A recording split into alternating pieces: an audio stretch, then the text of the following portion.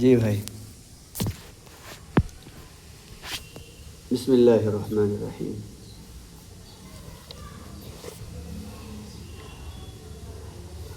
هو الذی خلقکم، وہی ذات ہے جس نے تم کو بنایا. فمنکم کافر ومنکم مؤمن، پھر تم میں سے بعض کافر ہو گئے اور تم میں سے بعض ایمان والے ہو گئے. یہ قرآن کریم کی تقسیم ہے. قرآن کریم انسانوں کو دو گروہ میں بانٹتا ہے. انسانوں کو، حضرت آدم علیہ السلام کی اولاد کو دو گروہ میں تقسیم کرتا ہے، ایک کافر ایک مومن. دنیا میں بسنے والے سارے انسان ایک برادری ہے، آدم علیہ السلام کی اولاد ہے. 26 پارے کے اندر سورہ حجرات میں صاف موجود ہے، یا ایھا الناس انا خلقناکم من ذکر و انثی، اے لوگو ہم نے تم کو ایک مرد ایک عورت سے بنایا ہے. اور 4 پارے کے اندر سورہ نساء جہاں سے شروع ہوتی ہے وہاں بھی یہی ہے، یا ایھا الناس اتقوا ربکم الذی خلقکم من نفس واحد. اللہ فرماتے ہیں لوگو اس اللہ سے ڈرو جس نے تم کو ایک نفس سے بنایا، آدم علیہ السلام سے، حوا علیہ السلام سے. حوا رضی اللہ تعالی عنہ اور آدم علیہ السلام سے بنایا. 9 پارے کے اندر صفحہ نمبر 14 پر لائن نمبر 3 اور 4، والذی خلقکم من نفس واحد. یہاں بھی اللہ یہ کہہ رہے ہیں کہ سارے انسانوں کو اللہ نے ایک ذات سے بنایا، ایک شخص سے، ایک ذات سے بنایا، ایک نفس سے بنایا، ایک روح سے بنایا ہے، آدم علیہ السلام اور حضرت حوا علیہ السلام. اب یہ تقسیم ہے کہ بعض کافر ہو گئے بعض ایمان والے ہو گئے. غور سے سنو، اللہ تعالیٰ نے دنیا میں انسانوں کو اختیار دیا ہے. کیا دیا ہے؟ اختیار. اس کو عربی کے لفظ آتے ہیں کسب، کسب و اختیار. ایمان بھی کسبی چیز ہے، اپنے اختیار سے ایک بندہ ایمان قبول کرتا ہے.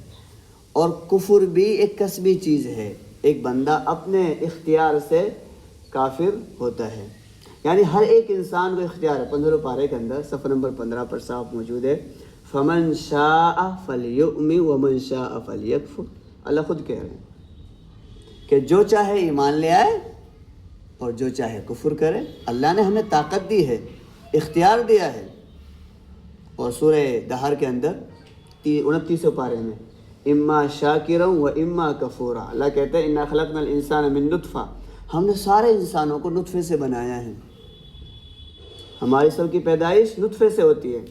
پھر اللہ کہہ رہے اما شاکرا و اما کفورا. اب 2 راستے ہیں، یا تو شکر گزاروں کا راستہ اختیار کر لو یا ناشکری کا راستہ.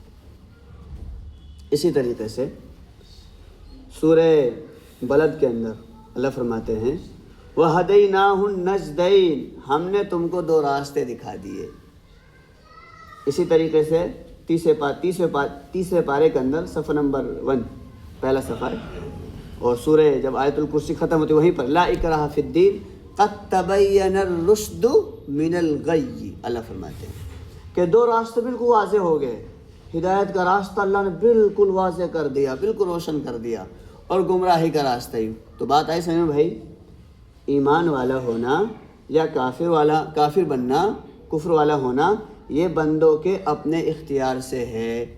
اللہ تعالیٰ نے اور قرآن کریم نے انسانوں کو آدم کی اولاد بنایا. پھر یہ بھی بتایا کہ بعد میں ہوئے یہ تقسیم، کافر بن گئے بندے، کچھ ایمان پہ ہی جمے رہے. یہ تقسیم بعد میں ہوئی ہے، ورنہ ابتدائے آفرینس جب اللہ نے پیدا کیا تھا ہر ایک کو فطرت اسلام پر پیدا کیا ہے. اور آج بھی یہ صحیح ہے، جو بچہ پیدا ہوتا ہے میں نے بتایا تھا آپ کو فطرت اسلام پر پیدا ہوتا ہے.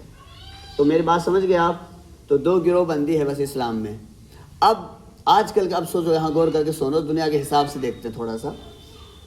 رنگ، نسب، خاندان، ملک، یہ جو چل رہا ہے دنیا کے اندر، یہ تفریق کی کوئی چیز نہیں ہے.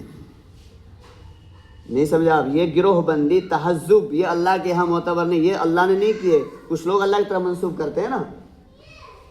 بات سمجھو، یہ ہم سب اولاد آدم ہیں، تو رنگ کی وجہ سے کوئی افضل ہو جائے گا، خاندان کی وجہ سے کوئی، نسب کی وجہ سے کوئی افضل ہو جائے گا، یا عربی کو اجمی پہ فضیلت ہے یا پھر اجمی کو عربی پہ فضیلت ہے، ایسا نہیں ہے۔ رنگ نسل، جیسے کہ اب باپ کی اولاد ہے، اب ایک باپ کی اولاد ہے